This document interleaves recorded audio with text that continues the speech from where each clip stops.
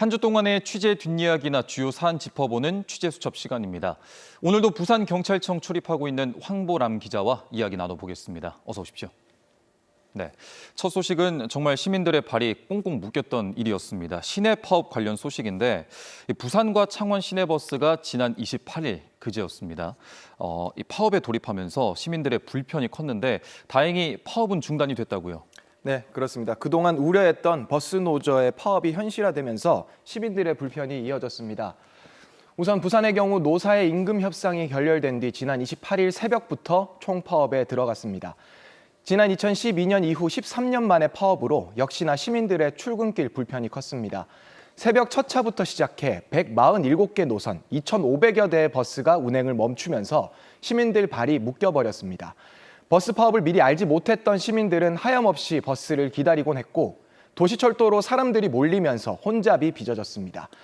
하지만 다행히 부산 시내버스 노사가 첫 차 운행이 멈춘 지 8시간여 만인 오후 1시쯤 최종 합의에 도달했습니다. 합의된 내용을 보면요.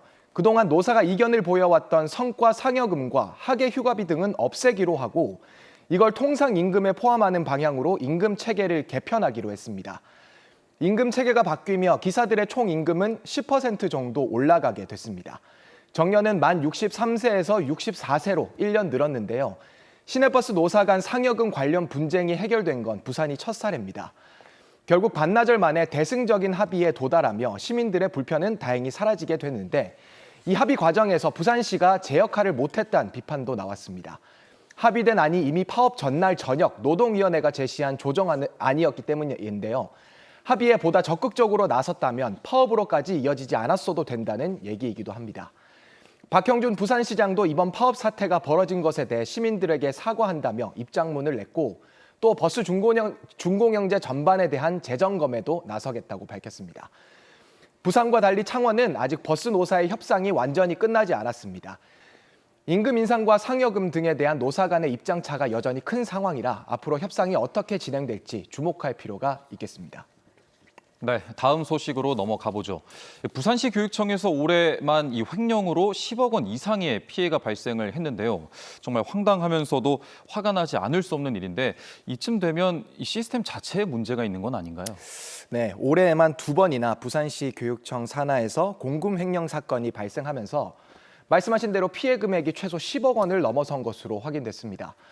먼저 서부교육지원청 소속 7급 공무원은 부산 사하구의 한 중학교 행정실에서 서무 업무를 담당하며 지난해 3월부터 1년 동안 공금으로 상품권을 산 뒤 현금으로 바꾸는 방식으로 2억 700만 원의 학교 예산을 횡령한 것으로 알려졌습니다.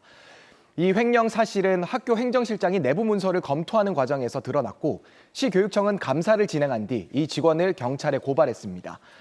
또 해운대 교육지원청 소속 또 다른 공무원은 지난해 9월부터 9개월 동안 8억 원 상당의 법인카드 대금과 경비 등을 횡령한 것으로 드러나기도 했는데 횡령한 공금을 대부분 불법 스포츠 도박에 쏟아 부은 것으로 알려져 더 공분을 샀습니다.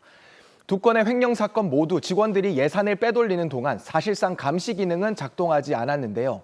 내부 결제는 형식적으로 이뤄졌고 예상 집행에 대한 점검도 제대로 되지 않았습니다.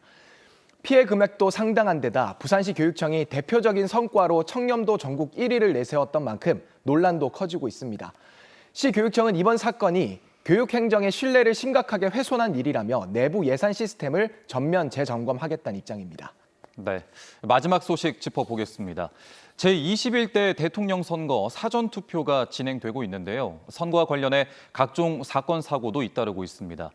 부정선거 의혹을 확인한다면서 이 개표소로 예정된 곳에 무단 침입한 사례가 있었다고요? 네, 그렇습니다. 대선 개표소로 예정된 부산 강서체육관에서 벌어진 일입니다. 예. 무단 침입한 사람은 모두 2명으로 30대 남성과 50대 여성으로 확인됐습니다. 이들은 운영 전인 개표소에 무단으로 들어가 10분가량 머물며 내부 사진을 촬영한 혐의를 받고 있는데요. 두 사람 가운데 30대 남성은 경찰에 붙잡혔고 50대 여성은 경찰이 검거에 나서고 있습니다. 붙잡힌 남성은 경찰 조사에서 부정선거 의혹을 직접 확인하기 위해 개표 예정 장소에 들어갔다고 진술했습니다. 또 달아난 50대 여성과 SNS에서 부정선거와 관련한 대화를 나누다 이 같은 범행을 한 것으로 전해졌는데요. 이번 대선을 앞두고 관련 범죄는 이뿐만이 아닙니다.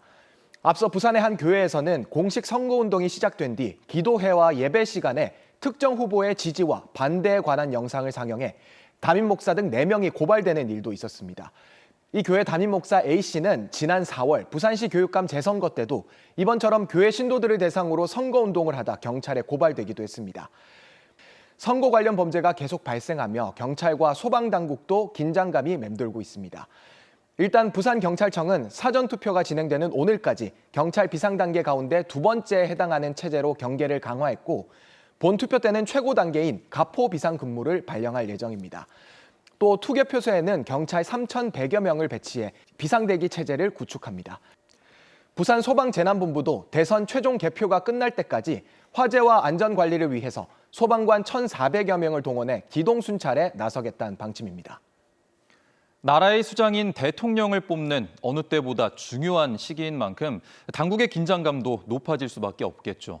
큰 사건, 사고 없이 선거가 무사히 마무리되길 바라겠습니다.